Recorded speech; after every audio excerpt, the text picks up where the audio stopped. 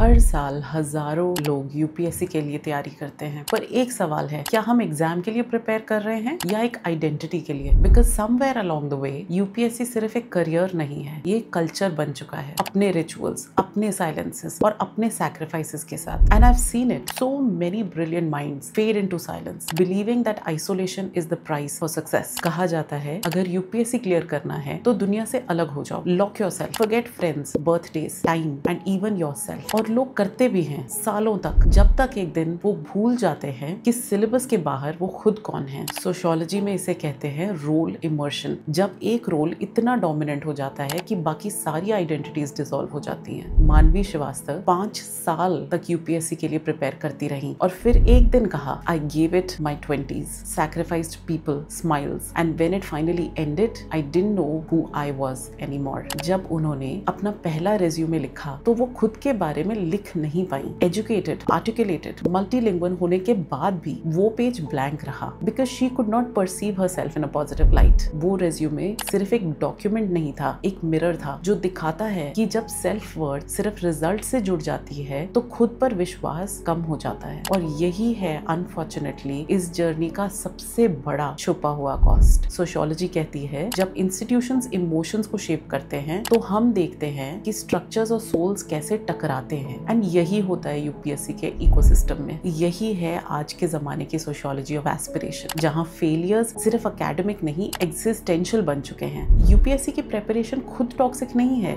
ये journey discipline, thought और maturity और उसके साथ बहुत कुछ सिखाती है। And every aspirant does not experience it in the same way. लेकिन जब हम मानते हैं कि आइसोलेशन इक्वल्स डेडिकेशन, तो एक कल्चरल प्रॉब्लम शुरू हो जाती है। डर्कहाइम ने इसे कहा था एनोमी, जब इंडिविजुअल और सोसाइटी के बीच में कनेक्शन टूट जाता है। When society measures you by your outcomes, आप खुद को मेजर करने लगते हो by the absence, किस चीज की कमी रह गई थी, क्यों रिजल्ट नहीं मिला।